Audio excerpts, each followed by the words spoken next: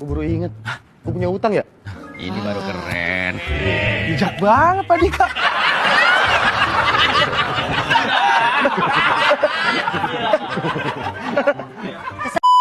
Oh, ada Mas Doyok. Bukan.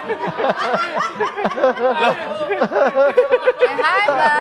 Ya, karena orang dengan gangguan jiwa nggak kayak orang normal. Mereka kadang-kadang marah, kadang-kadang mukul segala macam. Yang penting kita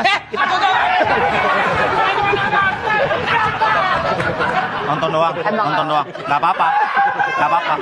Enggak, pas dia mau duduk baru didorong. Oh.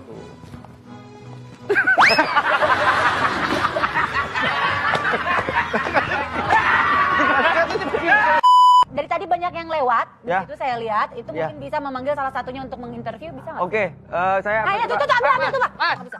Salah.